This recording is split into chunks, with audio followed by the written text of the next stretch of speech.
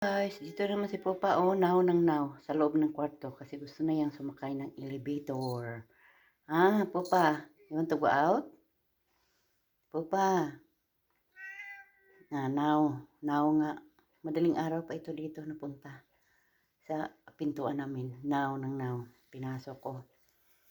Ngayon, gusto na itong lumabas. Gusto na sumakay ng elevator. Ang laki ng mata, oh.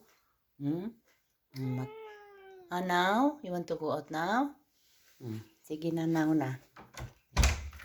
Labas na kami. Punta kami ng ground floor.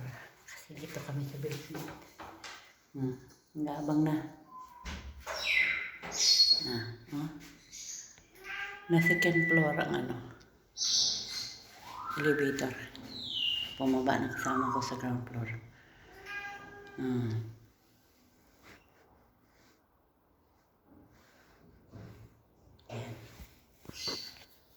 Now siya ng now. Papa. Yan. Pababa na yung elevator. Nakaupo si Papa. Papa. Ganito man siya araw-araw. Masaya na siyang ganyan. Yan.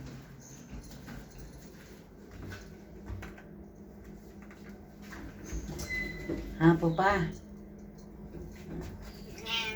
Meow na naman siya kasi nag-aabang na naman sa pintuan ng elevator para lalabas. Yan, dito na kami. Seconds lang dito.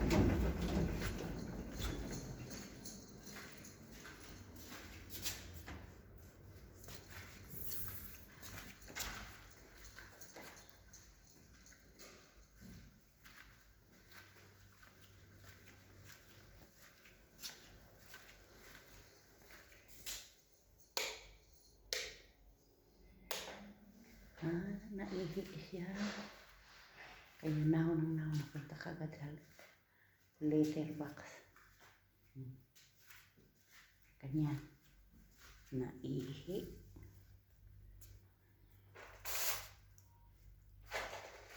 Naihi si Pupa.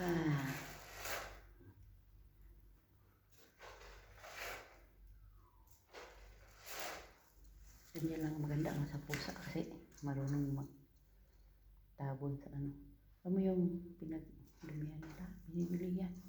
Buhangin. Yan.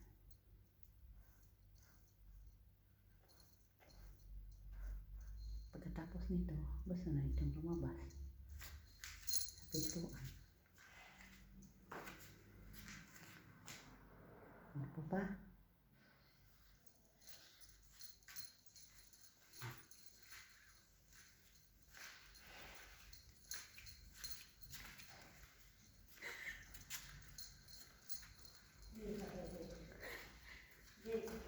Si Luna sa labas na. Ito, mamaya pa ito hindi ito pwede at aakyat siya sa bakod.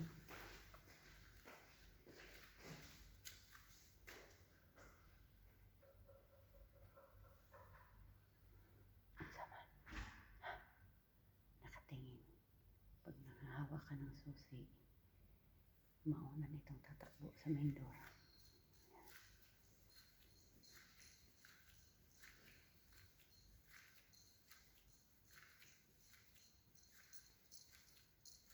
Hindi siya pwedeng hayaan na lang ngayon sa labas at naakyat talaga ng bakod na.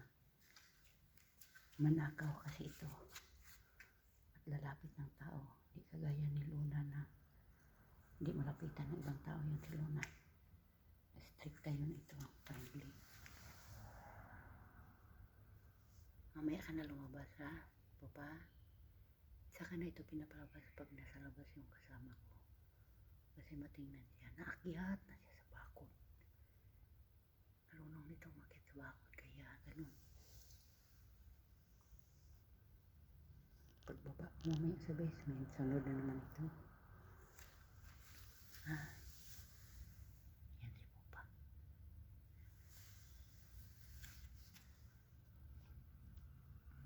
Kawawa naman. Yan o. Nakatingin sa susian. Gantay na buksan.